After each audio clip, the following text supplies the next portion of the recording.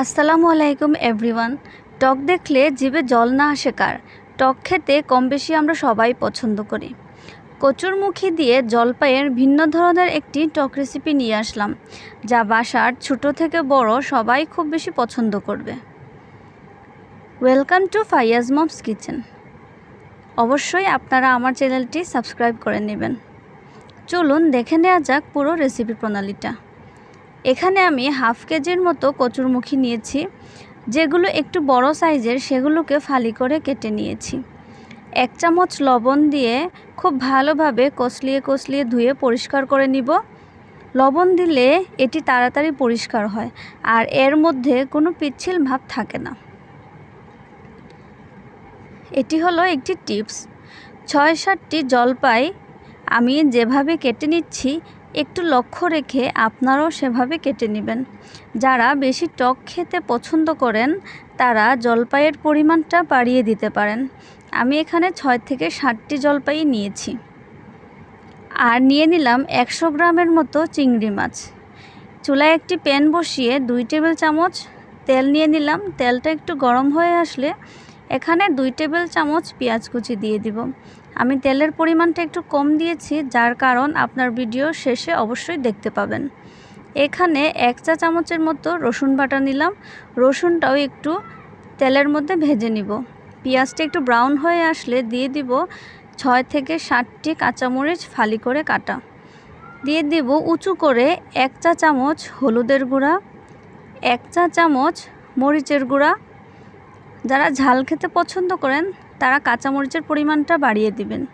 আর দিয়ে দিব 1 চা চামচ লবণ। লবণটা স্বাদ মতো, যদি লবণ কম হয়ে থাকে আপনারা পরবর্তীতে লবণ বাড়িয়ে দিবেন। মশলাটাকে ভালোভাবে কষিয়ে নিব। এবার দিয়ে দিব চিংড়ি মাছটা। সামান্য পরিমাণ পানি দিয়ে চিংড়ি মাছটা মশলার মধ্যে কষিয়ে নিব। একটা ঢাকনা দিয়ে ঢেকে নিলাম যাতে চিংড়ি মাছটা সেদ্ধ হয়ে আসে। এবার দিয়ে দিব কচুরমুখীটা ভালোভাবে নেড়েচেড়ে কষিয়ে নিব। আর কচুরমুখী কষানোর সময় কিন্তু একটু খেয়াল রাখবেন যাতে কচুরমুখীটা নিচে পুড়ে না যায়। বারবার ঢাকনা সরিয়ে নেড়েচেড়ে দিবেন। অপর একটি চুলা ধরিয়ে আমি সেখানে একটি প্যানে গরম পানি বসিয়ে নিলাম। এবার ঢাকনা সরিয়ে আমি দেখলাম যে একটু পানি শুকিয়ে গেছে। আমি সামান্য পরিমাণ পানি দিয়ে কচুরমুখীটাকে আবার সেদ্ধ করলাম। আর কষানো অবস্থায় যেন অর্ধেক সেদ্ধ হয়ে যায়। আর যে ফুটান্ত গরম পানি আছে সেই গরম পানি দিয়েই আমি ঝোল দিয়ে দিব। আমি প্রত্যেক রান্নায় বলি যে আপনারা অবশ্যই যখন কোনো তরকারিতে ঝোল দেবেন সেটার জন্য গরম পানি হয়, তাহলে তরকারির স্বাদ অক্ষুণ্ণ থাকে। দেখবো ঝোলটা একটু ঘন হয়ে আসছে কিনা। যদি ঝোলটা একটু ঘন হয়ে আসে সেই পর্যায়ে আমি কেটে রাখা জলপাইগুলো দিয়ে দিলাম। জলপাইগুলো দিয়ে কিন্তু আমি খুব বেশি সিদ্ধ করব না। এবার আরেকটি প্যানে আমি সামান্য পরিমাণ তেল নিয়ে নিলাম।